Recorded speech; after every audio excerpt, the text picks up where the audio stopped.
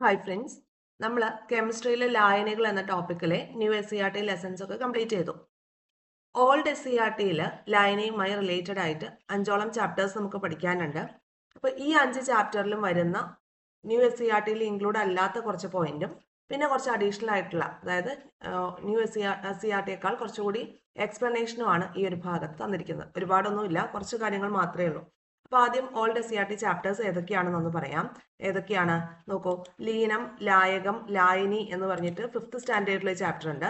പിന്നെ 6th സ്റ്റാൻഡേർഡിൽ ചേർക്കാം പിരിക്കാം എന്ന് മറ്റൊരു ലെസൺ ഉണ്ട്. പിന്നെ സ്റ്റാൻഡേർഡ് 8ലെ പദാർത്ഥ സ്വഭാവം മറ്റൊരു ചാപ്റ്ററും സ്റ്റാൻഡേർഡ് 8ലെ ലായനികൾ എന്ന പേരിൽ, പിന്നെ ജലം എന്ന പേരിൽ. ഈ 3 ലെസൺസ് 8th സ്റ്റാൻഡേർഡിലെയാണ്. ബാക്കി 5th-ലും 6th-ലും ആയിട്ടാണ് ഉള്ളത്. അപ്പൊ ഇതിൽ നമുക്ക് കവർ ചെയ്യാതെ, ന്യൂ എസ് സി ആർ ടിയിൽ കവർ ചെയ്യാത്ത പോർഷൻസ് ഏതൊക്കെയാണ്, അതിലില്ലാത്ത കാര്യങ്ങളൊക്കെ ഒന്ന് നോക്കാം. ആദ്യം തന്നെ വാട്ടർ സൈക്കിളിന്റെ കാര്യമാണ് പറഞ്ഞിരിക്കുന്നത്. വാട്ടർ സൈക്കിൾ എന്ന് പറയുമ്പോൾ നമുക്കറിയാം, ജലാശയങ്ങളിലെയും സസ്യങ്ങളിലെയും ഒക്കെ ജലം എന്ത് ചെയ്യും, സൂര്യന്റെ ചൂടേറ്റ് നീരാവിയായിട്ട് അന്തരീക്ഷത്തിലേക്ക് പോകുന്നുണ്ട് അല്ലെ, ഇവാപറേറ്റഡ് ആയിട്ട് മുകളിലേക്ക് പോകുന്നുണ്ടോ. എന്നിട്ട് എന്ത് ചെയ്യും, ഇത് തണുത്ത് മേഘമായിട്ട് മാറും. ഈ മേഘം പിന്നീട് സാന്ദ്രീകരണം നടന്ന് അല്ലെങ്കിൽ മേഘം തണുത്ത് എന്ത് ചെയ്യുന്നുണ്ട്, മഴയായിട്ട് മാറും. അപ്പൊ നോക്കിയേ, സസ്യങ്ങളിലെയും ജലം എന്ത് ചെയ്യും, സൂര്യന്റെ ചൂടേറ്റ് നീരാവിയായിട്ട് അന്തരീക്ഷത്തിലേക്ക് എത്തുന്നു. അവിടെ നീരാവി തണുത്ത് മേഘമായിട്ട് മാറുന്നു. മേഘം തണുത്ത് വീണ്ടും മഴയായിട്ട് ഇങ്ങോട്ട് തന്നെ എത്തുന്നു അല്ലെ. അപ്പൊ ഇതൊരു സൈക്കിളായിട്ട് നടക്കുന്നു. അപ്പൊ ഇത് നമുക്ക് വാട്ടർ സൈക്കിൾ എന്നാണ് ഇംഗ്ലീഷിൽ പറയുക, ജലപരിവൃത്തി. ഓക്കെ, അത്രേ ഉള്ളൂ. ഇനി അടുത്തത് ഗാഢത പ്രസ്താവിക്കുന്ന കാര്യങ്ങളാണ്. ലായനിയുടെ ഗാഢത പ്രസ്താവിക്കുന്ന കാര്യങ്ങൾ നമ്മൾ ഓൾറെഡി പഠിച്ചതാണ്. അപ്പൊ ഇത് 8th സ്റ്റാൻഡേർഡിലെയാണ് കേട്ടോ. ഒരു ലായനിയുടെ ഗാഢത പ്രസ്താവിക്കാൻ വേണ്ടിയിട്ട് പല അളവുകളും നമ്മൾ പ്രയോഗിക്കുന്നുണ്ട് എന്ന് പറഞ്ഞു അല്ലെ. മാസ് പെർസെൻറ്റേജ് എന്ന് പറയുമ്പോൾ നമ്മൾ പറഞ്ഞിട്ടുണ്ടായിരുന്നു, ലായനിയിൽ ലയിച്ചു ചേർന്ന ലീനത്തിന്റെ അളവ് മാസ് പെർസെൻറ്റേജ് എന്നാണ് പറഞ്ഞത് അല്ലെ. നമ്മൾ 100 കൊണ്ടൊക്കെ ഇൻറ്റു ചെയ്തിട്ട് പ്രോബ്ലംസ് ഒക്കെ സോൾവ് ചെയ്തതാണ്. അപ്പോ ലായനിയിൽ ലയിച്ചു ചേർന്ന ലീനത്തിന്റെ അളവ് ശതമാനത്തിൽ പ്രസ്താവിക്കുന്ന രീതിയാണ് ഏത്, മാസ് പെർസെൻറ്റേജ് എന്ന് പറയുന്നത്. Okay, mass percentage. ഇനി അതായത് 100 ഗ്രാം ലായനിയിൽ എത്ര ഗ്രാം ലീനം അടങ്ങിയിരിക്കുന്നു എന്നാണ് ഇവിടെ പ്രസ്താവിക്കുന്നത്. അപ്പൊ അതിന്റെ ഇക്വേഷൻസ് ഒക്കെ നമ്മൾ പഠിച്ചതാണ്. എന്താ പഠിച്ചത്, ലീനത്തിന്റെ മാസ് ഡിവൈഡഡ് ബൈ ലായനിയുടെ മാസ്, പിന്നെ നമുക്ക് എന്ത് ചെയ്യണം, പെർസെൻറ്റേജിൽ കാണണം. അപ്പൊ അതുകൊണ്ട് ഇൻറ്റു 100 ഇത് പഠിച്ചതാണല്ലോ. ഇനി അടുത്തത് പാർട്സ് പെർ മില്യൺ. ഇതും നമ്മൾ പഠിച്ചതാണ്, എങ്കിലും കുറച്ചുകൂടി ഇമ്പോർട്ടന്റ് ആയതുകൊണ്ട് ജസ്റ്റ് ഒന്നുകൂടി ഇൻക്ലൂഡ് ചെയ്തതാണ് കേട്ടോ. അപ്പൊ പാർട്സ് പെർ മില്യൺ എന്ന് പറഞ്ഞാൽ എന്താണ്, ഒരു നിശ്ചിത മാസ് ലായനിയെ ദശലക്ഷം ഭാഗങ്ങളാക്കിയാൽ, ഒരു മില്യൺ ആക്കി മാറ്റിയാൽ അതിൽ എത്ര ഭാഗമാണ് ലീനം എന്ന് സൂചിപ്പിക്കുന്ന അളവാണ് ppm അല്ലെങ്കിൽ പാർട്സ് പെർ മില്യൺ എന്ന് പറയുന്നത്. ഇവിടെ ചോദിച്ച ചോദ്യം ഇതാണ്, കുടിവെള്ളത്തിൽ അനുവദനീയമായ ക്ലോറിന്റെ അളവ് എത്രയാണ് എന്നാണ് ചോദിച്ചത് കേട്ടോ. എത്രയാണ്, 4 ppm ആണ്. ഇത് നമ്മുടെ UPSCയുടെ ക്വസ്റ്റ്യൻ പേപ്പറിൽ തന്നെ ചോദിച്ചതാണ് എന്റെ ഓർമ്മ. അപ്പൊ കുടിവെള്ളത്തിൽ അനുവദനീയമായ ക്ലോറിന്റെ അളവ് 4 ppm ആണെന്നുള്ളത് മനസ്സിലാക്കി വെക്കുക. വളരെ കുറഞ്ഞ അളവിൽ അടങ്ങിയിരിക്കുന്ന ലീനത്തിന്റെ സാന്നിധ്യം പ്രസ്താവിക്കാൻ വേണ്ടിയിട്ടാണ് സാധാരണ ഈ ഒരു പാർട്സ് പെർ മില്യൺ എന്ന് പറയുന്ന ആ ഒരു ഇത് ഉപയോഗിക്കുന്നത്. ഓക്കെ, അളവ് ഉപയോഗിക്കുന്നത്. ഇനി ലായനിയുടെ ഗാഢത സൂചിപ്പിക്കാനുള്ള മറ്റു ചില തോതുകളാണ് വോളിയം പെർസെൻറ്റേജ്, മൊളാരിറ്റി, നോർമാലിറ്റി എന്നിവയൊക്കെ. ഓക്കെ, മൊളാലിറ്റി, നോർമാലിറ്റി ഇതൊക്കെ ഗാഢത പ്രസ്താവിക്കാനുള്ള യൂണിറ്റുകളാണെന്നുള്ളത് അറിഞ്ഞു വെക്കുക. ഓക്കെ അല്ലേ, ഇത്രയും കാര്യം. ഇപ്പൊ നമ്മൾ പറഞ്ഞത് എന്തിനെ കുറിച്ചായിരുന്നു, ആദ്യം പറഞ്ഞത് ജലപരിവൃത്തിയെ കുറിച്ചാണ്. പിന്നീട് നമ്മൾ പറഞ്ഞ എന്താണ്, ഗാഢത പ്രസ്താവിക്കാൻ വേണ്ടിയിട്ടുള്ള അളവുകളാണ് mass percentage, parts per million. കുടിവെള്ളത്തിൽ അനുവദനീയമായ ക്ലോറിന്റെ അളവ് 4 പാർട്സ് പെർ മില്യൺ ആണ് എന്നത് പറഞ്ഞു. ഓക്കെ, ഇനി അടുത്തൊരു ഭാഗത്ത് എന്താ പറയുന്നത്, മറ്റു പദാർത്ഥങ്ങളെ അപേക്ഷിച്ച് ഉയർന്ന താപം താങ്ങാനുള്ള കഴിവിനെയാണ് എന്ത് പറയുക, താപധാരിത എന്ന് പറയുന്നത്. ആർക്കുണ്ട്, ജലത്തിനുണ്ട്. ഉയർന്ന താപധാരിത ഉള്ള ഒരു ലിക്വിഡാണ് എന്ത്, ജലം. അപ്പൊ ജലത്തിന്റെ ഉയർന്ന താപധാരിത പ്രയോജനപ്പെടുത്തുന്ന ചില സന്ദർഭങ്ങൾ നമുക്ക് പറയാം.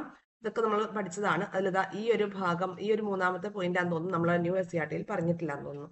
അപ്പോ വാഹനത്തിന്റെ എഞ്ചിനുള്ളിലെ താപം നിയന്ത്രിക്കാൻ റേഡിയേറ്ററുകളിൽ ജലം ഉപയോഗിക്കുന്നുണ്ട്. കൂടാതെ ചൂടായ വസ്തുക്കൾ തണുപ്പിക്കാൻ ജലം ഉപയോഗിക്കുന്നു. അത് നമ്മൾ പറഞ്ഞതാണ് അല്ലെ. കുഞ്ഞുമക്കൾക്ക് നമ്മൾ ചായ അല്ലെ പാല കൊടുക്കുമ്പോൾ വെള്ളത്തിൽ വെച്ച് തണുപ്പിച്ചു കൊടുക്കുന്ന കാര്യമൊക്കെ പറഞ്ഞു. ഇനി ഭൂമിയുടെ 3ൽ 2 ഭാഗവും ജലമാണ്. ഭൂമിയെ നമ്മൾ 3ആയി ഡിവൈഡ് ചെയ്താൽ ആ 3ൽ 2 ഭാഗവും എന്താണ്, ജലമാണ്. ഇത് ഭൂമിയുടെ താപനില നിയന്ത്രിക്കാനായിട്ട് ഹെൽപ്പ് ചെയ്യുന്നുണ്ട്. അപ്പൊ ഓക്കെ ആണല്ലോ. ജലത്തിന്റെ താപധാരിതയുടെ ആപ്ലിക്കേഷൻസ് ആണ് പറഞ്ഞത്. വാഹന എഞ്ചിനുകൾക്കുള്ളിലെ താപം നിയന്ത്രിക്കാൻ റേഡിയേറ്ററുകളിൽ ജലം ഉപയോഗിക്കുന്നുണ്ട്. ചൂടായ വസ്തുക്കൾ തണുപ്പിക്കാൻ ജലം ഉപയോഗിക്കുന്നുണ്ട്. ഭൂമിയുടെ 2/3 ജലമാണ്. അത് ഭൂമിയുടെ താപനില നിയന്ത്രിക്കാനായിട്ടും സഹായിക്കുന്നുണ്ട്. ഇനി അടുത്ത ഭാഗം നോക്കിയേ. ഒരു ദ്രാവകം സാധാരണ അന്തരീക്ഷ മർദ്ദത്തിൽ തണുത്തുറഞ്ഞ് ഖരമായി മാറുന്ന താപനിലയാണ് അതിന്റെ ഫ്രീസിംഗ് പോയിന്റ് അല്ലെങ്കിൽ ഖരാങ്കം എന്ന് പറയുന്നത്. ജലത്തിന്റെ ഖരാങ്കം എത്രയാണ്? 0 ഡിഗ്രി സെൽഷ്യസ് ആണ്. അപ്പോൾ ഒരു ദ്രാവകം സാധാരണ അന്തരീക്ഷ മർദ്ദത്തിൽ തണുത്തുറഞ്ഞ് ഖരമായി മാറുന്ന താപനിലയാണ് അതിന്റെ ഖരാങ്കം അല്ലെങ്കിൽ ഫ്രീസിംഗ് പോയിന്റ്. ജലത്തിന്റെ ഫ്രീസിംഗ് പോയിന്റ് എന്ന് പറയുന്നത് 0 ഡിഗ്രി സെൽഷ്യസ് ആണ്. ജലത്തിന്റെ ഫ്രീസിംഗ് പോയിന്റ് 0 ഡിഗ്രി സെൽഷ്യസ് ആണ്. ഓക്കെ, ഇനി നോക്കാട്ടോ. സാധാരണ ഏതൊരു വസ്തുവും തണുപ്പിക്കുമ്പോൾ ചുരുങ്ങുകയും വ്യാപ്തം കുറയുകയുമാണ് ചെയ്യുന്നത്. സാധാരണ ഏതൊരു വസ്തുവാണെങ്കിലും ശരി, അത് തണുപ്പിക്കുമ്പം അത് ചുരുങ്ങുന്നു, അതിന്റെ വ്യാപ്തം കുറയുകയുമാണ് ചെയ്യുന്നത്. വ്യാപ്തം കുറയുമ്പോൾ സാന്ദ്രത വർദ്ധിക്കുകയും ചെയ്യും. ഓക്കെ, വ്യാപ്തം കുറയുമ്പോൾ സാന്ദ്രത വർദ്ധിക്കുകയും ചെയ്യും എന്നുള്ള പോയിന്റ് കൂടി നോട്ട് ചെയ്യാം. സാധാരണ ഏതൊരു വസ്തു അങ്ങനെയാണ്, തണുപ്പിക്കുമ്പോൾ ചുരുങ്ങും, അതിന്റെ വ്യാപ്തം കുറയും, അപ്പൊ അതിന്റെ സാന്ദ്രത വർദ്ധിക്കും. അപ്പൊ വ്യാപ്തവും സാന്ദ്രതയും ഇൻവേഴ്സ്ലി പ്രൊപ്പോർഷണൽ ആണെന്ന് നമുക്ക് മനസ്സിലായി. അങ്ങനെയാണെങ്കിൽ ജലം തണുത്തുറഞ്ഞുണ്ടാകുന്ന ഐസ് കഷ്ണങ്ങൾ വെള്ളത്തിലിട്ടാൽ താഴ്ന്നു പോവുകയല്ലേ വേണ്ടത്? അല്ലെ? സാധാരണ ഏതൊരു വസ്തുവും തണുപ്പിക്കുമ്പോൾ ചുരുങ്ങുകയും അതിന്റെ വ്യാപ്തം കുറയുകയാണ് ചെയ്യുന്നത്. അപ്പൊ അതിന്റെ സാന്ദ്രത വർദ്ധിക്കും. സാന്ദ്രത വർദ്ധിക്കുകയാണെങ്കിൽ എന്താ ചെയ്യേണ്ടത്? അത് താഴ്ന്നു പോവുകയാണ് വേണ്ടത്, അല്ലെ? ഐസ് കഷ്ണങ്ങൾക്ക് സാന്ദ്രത കൂടുതലാണെങ്കിൽ അത് വെള്ളത്തിലിട്ട് താഴ്ന്നു പോവുകയാണ് ചെയ്യേണ്ടത്. പക്ഷെ അങ്ങനെയാണോ? അല്ല, അല്ലെ? ജലം ഘനീഭവിച്ച് ഐസ് ആകുമ്പോൾ അതിന്റെ വ്യാപ്തം കൂടുന്നുണ്ട്, സാന്ദ്രത കുറയുകയും ചെയ്യുന്നുണ്ട്. മറ്റുള്ള കേസുകൾ പോലെയല്ല. സാധാരണ ഏതൊരു വസ്തു തണുപ്പിക്കുമ്പോൾ എന്താ ചെയ്യുന്നത്? ചുരുങ്ങുകയും അതിന്റെ വ്യാപ്തം കുറയുകയാണ് ചെയ്യുന്നത്. എന്നാൽ ജലം നമ്മൾ തണുപ്പിക്കുമ്പോൾ അതിന്റെ വ്യാപ്തം കൂടുകയാണ് ചെയ്യുന്നത്. വ്യാപ്തം കൂടുമ്പോൾ എന്ത് ചെയ്യുന്നുണ്ട്? സാന്ദ്രത കുറയുന്നുണ്ട്. അപ്പൊ അതെന്താണ് ഈ ജലത്തിന്റെ അസ്വാഭാവിക വികാസത്തിനുള്ള കാരണം? Anomalous expansion of water. Anomalous expansion of വാട്ടറിനെ കുറിച്ചാണ് നമ്മൾ പഠിക്കുന്നത്. ജലത്തിന്റെ അസ്വാഭാവിക വികാസം. ഇത് നമ്മൾ ന്യൂഎസ്സിആർടിയിൽ പറഞ്ഞതാണ്, എന്നാലും അത് ഇമ്പോർട്ടന്റ് ആയതുകൊണ്ട് ഒന്നുകൂടി റിപ്പീറ്റ് ചെയ്യാണ്. ജലം തണുക്കുമ്പോൾ സാന്ദ്രത എന്ത് ചെയ്യുന്നു? ജലം തണുക്കുമ്പോൾ സാന്ദ്രത കൂടുന്നു. ജലം തണുക്കുമ്പോൾ സാന്ദ്രത കൂടുന്നു. തണുത്ത ജലം താഴ്ന്നു പോവുകയും ചെയ്യുന്നു. സാധാരണ ഏതൊരു വസ്തുവും തണുപ്പിക്കുമ്പോൾ ചുരുങ്ങുകയും വ്യാപ്തം കുറയുകയും ചെയ്യുന്നു, സാന്ദ്രത വർദ്ധിക്കുകയാണ് ചെയ്യുന്നത്. എന്നാൽ ജലം തണുക്കുമ്പോൾ സാന്ദ്രത കൂടുന്നു. പിന്നെ സാന്ദ്രത കൂടിക്കഴിയുമ്പോൾ എന്താ ചെയ്യുന്നത്? തണുത്ത ജലം താഴ്ന്നു പോവുകയാണ് ചെയ്യുന്നത്. ഓക്കെ, ഇതുവരെ ഓക്കെയാണ്. ഇനി താപനില 4 ഡിഗ്രി സെൽഷ്യസ് ആകുന്നത് വരെ ഈ രീതിയിൽ തന്നെയായിരിക്കും സംഭവിക്കുക. മനസ്സിലായോ? ജലം തണുക്കുമ്പോൾ സാന്ദ്രത കൂടുന്നു, അതുപോലെ തന്നെ ഈ തണുത്ത ജലം താഴ്ന്നു പോവുകയുമാണ് ചെയ്യുക. സാധാരണ വസ്തുക്കളെ പോലെ തന്നെ ആയിരിക്കും. അത് താപനില 4 ഡിഗ്രി സെൽഷ്യസ് ആകുന്ന വരെ മാത്രമേ അങ്ങനെ സംഭവിക്കുള്ളൂ. അത് കഴിഞ്ഞാൽ അന്തരീക്ഷ താപനില 4 ഡിഗ്രി സെൽഷ്യസിനേക്കാളും കുറഞ്ഞ് 4 ഡിഗ്രി സെൽഷ്യസിനേക്കാളും കുറഞ്ഞ് അത് 0 ഡിഗ്രി അല്ലെ, പിന്നീട് അങ്ങോട്ട് കുറയുക എന്ന് പറയുമ്പോൾ 0 ഡിഗ്രിയിലേക്ക് അടുക്കുന്ന ആ ഒരു ഇത് അല്ലെ, 0 ഡിഗ്രിയിലേക്ക് അടുക്കുകയാണ്. അപ്പൊ 3 ഡിഗ്രി, 2 ഡിഗ്രി, 1 ഡിഗ്രി, 0 ഡിഗ്രി. അപ്പോൾ 4 ഡിഗ്രി സെൽഷ്യസിനേക്കാളും കുറയുമ്പോൾ ജലത്തിന്റെ അസ്വാഭാവിക വികാസം കാരണം പിന്നീട് സാന്ദ്രത കുറയുകയും വ്യാപ്തം കൂടുകയും ചെയ്യും. അപ്പൊ 4 ഡിഗ്രി സെൽഷ്യസ് വരെ ഏതൊരു ലിക്വിഡിനെ പോലെ തന്നെയും ജലത്തിന്റെ കേസ് എന്ന് പറയുന്നത് സാന്ദ്രത കൂടുകയും തണുത്ത ജലം താഴ്ന്നു പോവുകയും ചെയ്യും, അല്ലെ? പക്ഷേ 4 ഡിഗ്രി സെൽഷ്യസിനേക്കാൾ കുറയുമ്പോൾ ജലത്തിന്റെ അസ്വാഭാവിക വികാസം അനോമലസ് എക്സ്പാൻഷൻ കാരണം സാന്ദ്രത കുറയുകയും വ്യാപ്തം കൂടുകയും ചെയ്യും. അപ്പോ 4 ഡിഗ്രി സെൽഷ്യസിന് താഴെയുള്ള ജലം മുകളിലേക്ക് ഉയരുന്നു. ഇത് തണുത്ത് ജല ഉപരിതലത്തിൽ ജലത്തേക്കാൾ സാന്ദ്രത കുറഞ്ഞ ഐസായിട്ട് ജലത്തിന്റെ മുകളിൽ പൊങ്ങിക്കിടക്കുന്നു. അങ്ങനെ വരുമ്പോൾ തണുപ്പുള്ള പ്രദേശത്തെ ജലാശയങ്ങളിൽ ഈ ഐസ് പാളികൾക്ക് താഴെ നിലനിൽക്കുന്ന ജലത്തിൽ എന്തുണ്ടായിരിക്കും? ജലജീവികൾ ഉണ്ടായിരിക്കും. അവർക്ക് സുഖമായിട്ട് അവിടെ ജീവിക്കാനായിട്ടും സാധിക്കും. മനസ്സിലായോ? ജലത്തിന്റെ അസ്വാഭാവിക വികാസം 4 ഡിഗ്രി സെൽഷ്യസ് വരെ മറ്റേതൊരു ലിക്വിഡിനെ പോലെ തന്നെയാണ് ജലത്തിന്റെ കേസും. സാന്ദ്രത കൂടുകയാണ് ചെയ്യുന്നത്. സാന്ദ്രത കൂടുകയും അതുപോലെ തന്നെ വ്യാപ്തം കുറയുകയാണ് ചെയ്യുന്നത്. 4 ഡിഗ്രി സെൽഷ്യസ് വരെ. എന്നാൽ 4 ഡിഗ്രി സെൽഷ്യസ് ആയി കഴിയുമ്പോൾ നേരെ വിപരീതമാവും. 4 ഡിഗ്രി സെൽഷ്യസിനേക്കാളും താപനില കുറയുമ്പോൾ ജലത്തിന്റെ അസ്വാഭാവിക വികാസം കാരണം സാന്ദ്രത കുറഞ്ഞു വരും, വ്യാപ്തം കൂടി വരും.